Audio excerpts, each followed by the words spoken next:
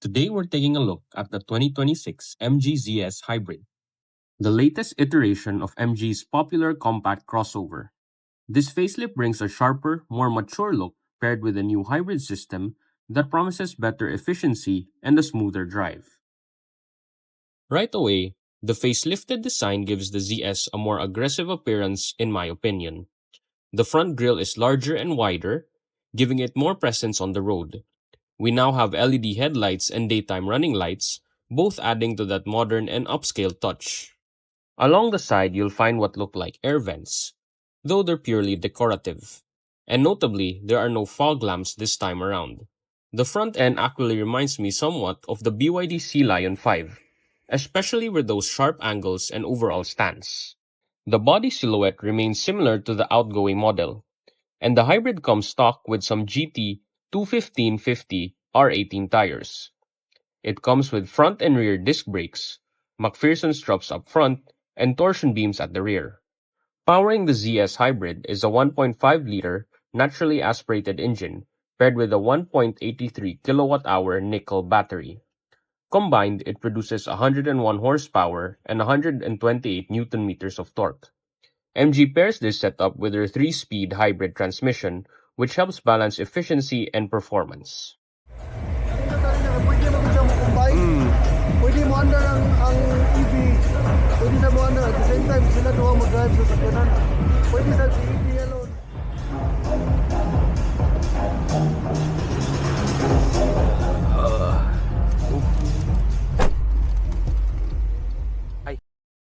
Inside, the MG ZS Hybrid has a modern enough interior, though nothing really sets it apart from the competition. There's soft touch material across the dashboard that looks like synthetic leather, and it actually feels quite nice. At around 1,328,000 pesos, the ZS Hybrid undercuts other hybrids like the Toyota Corolla Cross and the Toyota Yaris Cross, which makes this interior feel like good value for money.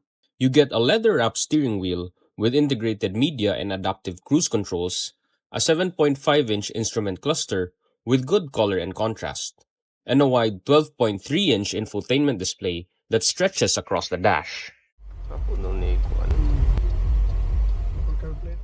It supports wireless Android Auto and Apple CarPlay, although I was not able to set it up during my test drive. The Bluetooth pairing was quite quick on the other hand. Most of the AC controls are integrated into the screen, but you do get a physical switch below to turn the system on or off. The driver's seat is 6-way electronically adjustable, and even comes with lumbar support and heating, though we probably won't be using that much here in the Philippines.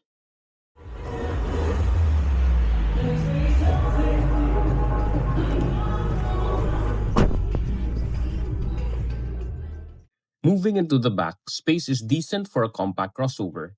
The hybrid variant is supposed to come with a panoramic sunroof, but for some reason, this test unit doesn't have it. Rear passengers get their own air vents and a single USB-A port. Seating height is good and the bolsters provide enough support. At the back, there's a reasonable amount of trunk space, and if you need more, the rear seats fold down in a 60-40 split.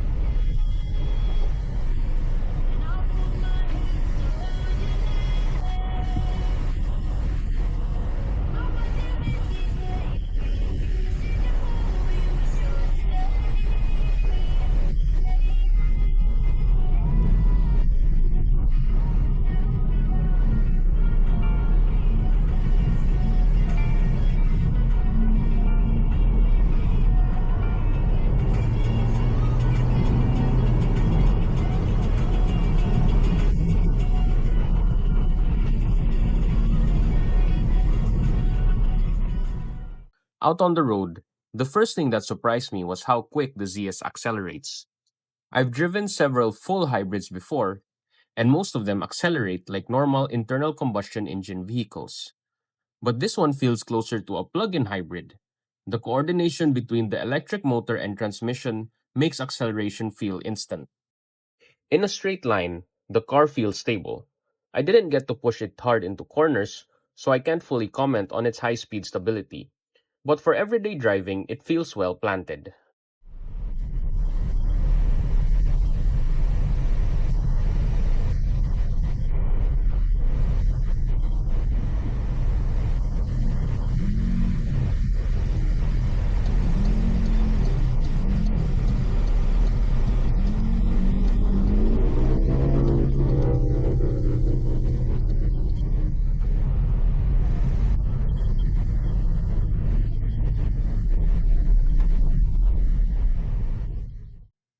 NVH is well controlled, especially in EV mode, where the cabin is impressively quiet.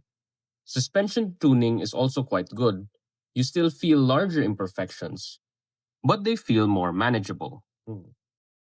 Speaker quality is okay, nothing exceptional, but serviceable.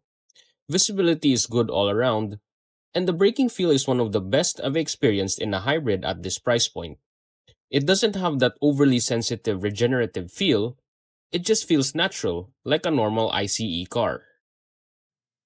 Interestingly, I barely noticed the engine kicking in while driving, which shows how smooth the hybrid system transitions between EV and gasoline power. If you're coming from a traditional internal combustion engine vehicle, the ZS Hybrid won't feel foreign. The controls and driving dynamics are familiar, but you still get that instant torque and efficiency of a hybrid.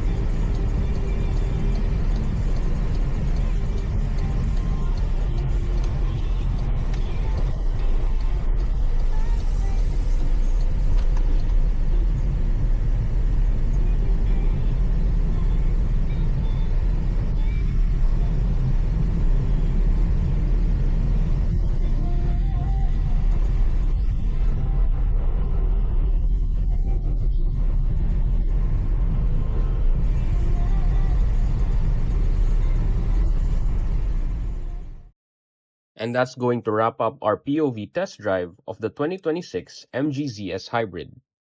If you enjoyed this video or found it helpful, make sure to give it a like. It really helps the channel out.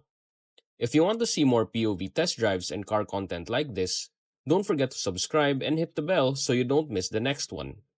Thanks for watching, and I'll see you in the next drive.